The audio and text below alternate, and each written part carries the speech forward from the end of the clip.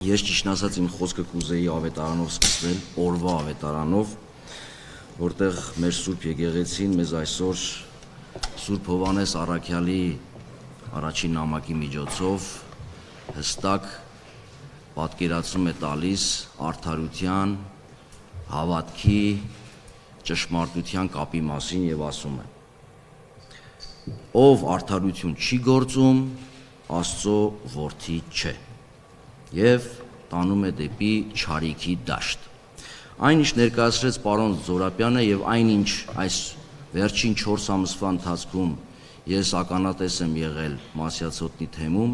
եւ վերջին 1 տարվա ընթացքում մեր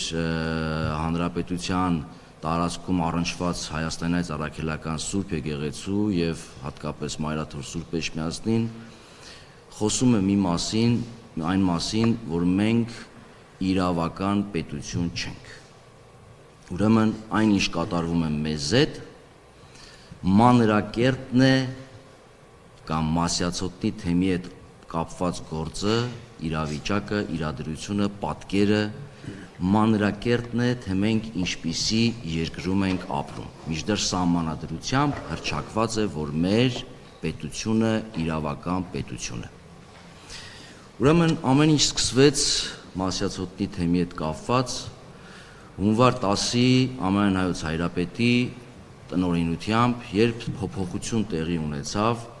թեմի առաջնորդի ուրեմն հարցում։ Երբ հայրապետական տնօրինությունը հռչակվեց, գործադիր իշխանության ղեկավարը անմիջապես արձագանքեց հրապարակային հայտարարելով, որ չի ճանաչում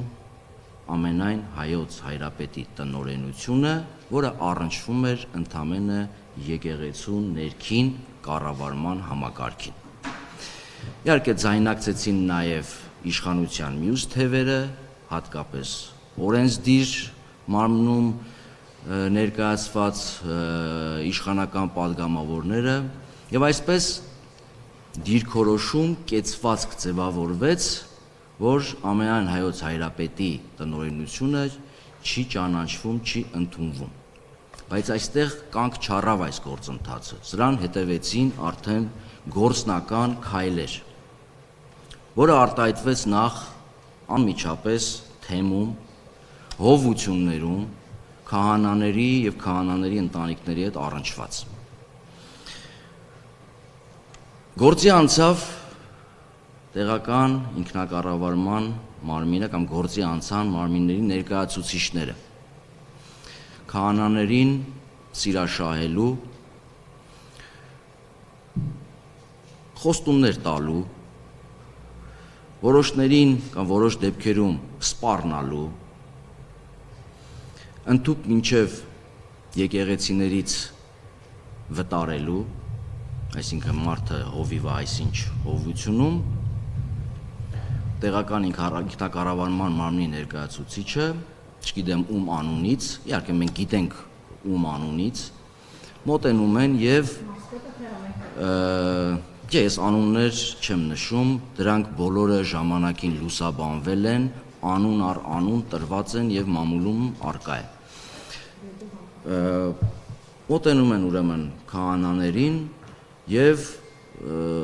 սպառնում են, որ եթե չեք ընդունում այն կեցվածքը, որով պետք է դուք էլ չճանաչեք Ամենայն Հայոց Հայրապետի տնօրենությունը, նշանակում է դուք դեմ եք գնում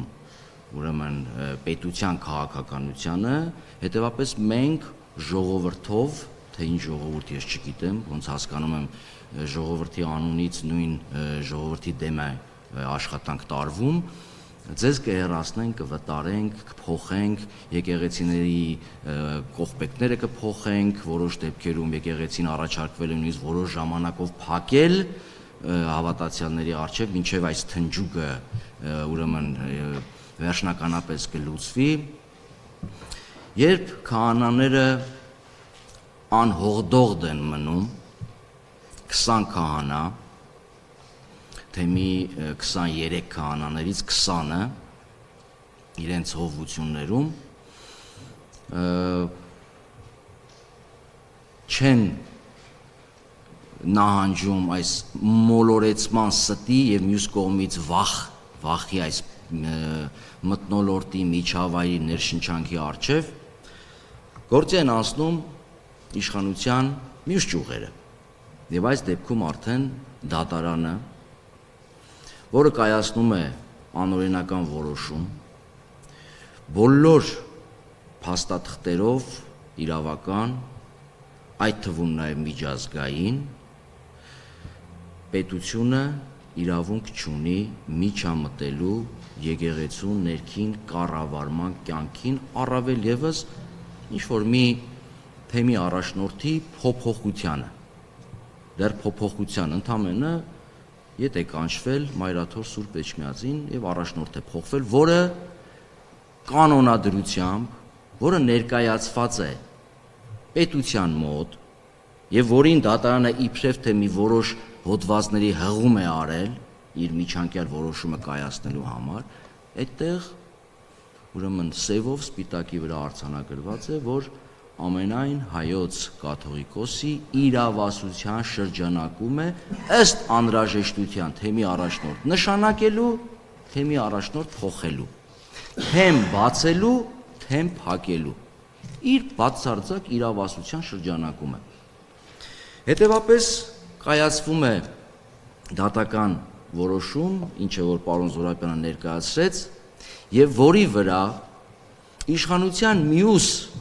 պետական ներողություն, պետական մյուս ճյուղերը փորձում են օրինականություն ստեղծել, վկայակոչելով դատարանի որոշումը։ Գիտեք խնդիրը որն է, երբ որ դու ասում ես, որ այս դատարանի որոշումը